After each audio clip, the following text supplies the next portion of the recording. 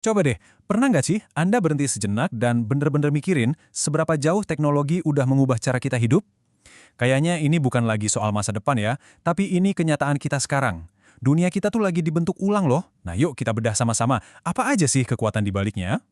Nah, kutipan ini bener banget kan? Teknologi berkembang pesat mengubah cara kita hidup, kerja, dan komunikasi. Ini tuh bukan cuma kata-kata indah di atas kertas. Ini beneran kejadian kita alami setiap hari di semua sisi kehidupan kita. Jadi ini tuh sebuah revolusi yang ya terus-terusan aja berlangsung, nggak berhenti. Ini bukan konsep yang jauh di awang-awang loh. Coba deh bayangin, sekarang aja laptop udah jadi kayak buku tulis buat anak sekolah kan? Itu bukti paling nyata kalau teknologi udah nyatu banget sama kita. Terus, pertanyaannya, apa sih yang jadi motor penggerak semua ini? Nah, ada beberapa aktor utama nih, para game changer di era digital yang wajib kita kenal. Kenapa? Soalnya, ya mereka inilah yang lagi ngebentuk masa depan kita bahkan dari sekarang. Oke, yang pertama, kecerdasan buatan atau AI. Pasti udah sering banget denger kan? Intinya gini, AI itu bukan cuma soal mesin yang nurut sama perintah kita. Bukan, ini soal mesin yang bisa belajar dan yang lebih penting lagi, bisa beradaptasi sendiri. Dua kata ini, belajar dan beradaptasi, itu kuncinya.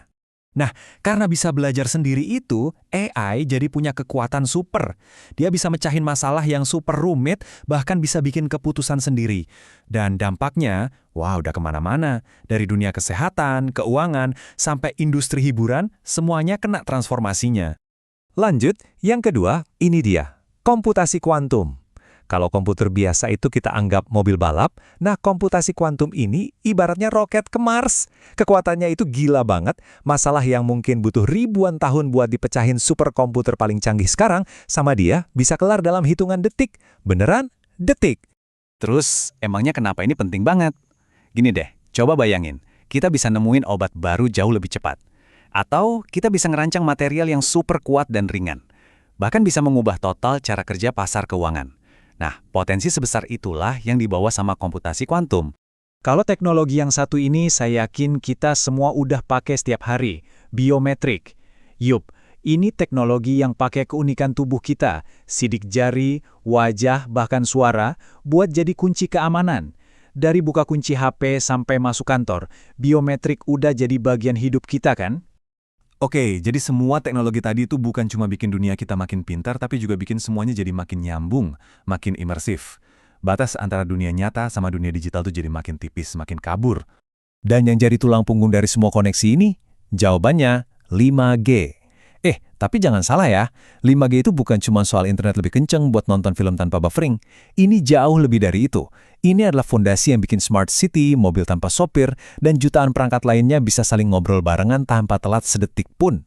Di atas fondasi 5G yang super kuat tadi, berdirilah yang namanya Internet of Things atau IoT. Pernah dengar kan? Ini konsep di mana semua barang di sekitar kita, ya semua barang bisa saling ngobrol. Bayangin deh, AC di rumah nyala sendiri pas kamu mau pulang, atau kulkas kamu pesan susu online pas stoknya habis. Nah, itulah dunia IoT.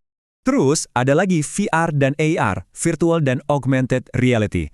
Ini nih yang bawa interaksi kita ke level yang sama sekali baru.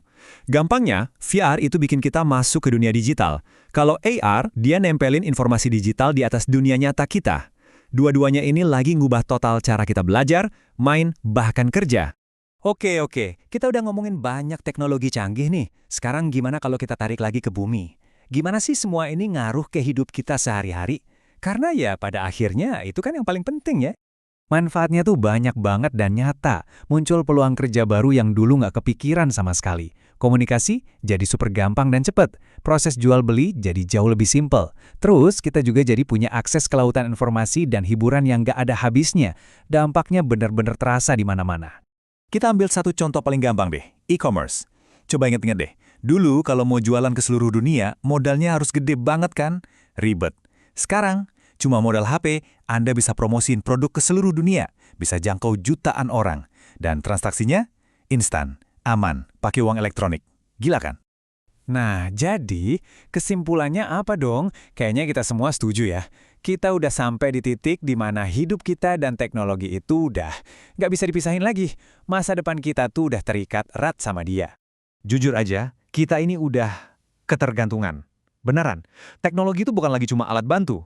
tapi udah jadi bagian inti dari cara kita hidup. Coba deh, iseng-iseng bayangin hidup sehari aja tanpa HP. Kebayang nggak? Susah kan? Dan yang harus kita ingat, ini tuh baru permulaannya. Teknologi nggak akan pernah berhenti berevolusi. Nggak akan. Tujuannya selalu sama dari dulu. Bikin tugas-tugas manusia jadi lebih gampang, lebih efisien, dan lebih praktis. Nah, ini yang membawa kita ke pertanyaan penutup. Pertanyaan yang paling penting sebenarnya. Dengan semua kekuatan teknologi yang ada di tangan kita ini, pertanyaannya tuh bukan lagi kira-kira teknologi bakal bisa apa lagi ya, tapi pertanyaannya sekarang adalah masa depan kayak apa yang mau kita bangun bareng-bareng sama teknologi ini. Coba direnungkan.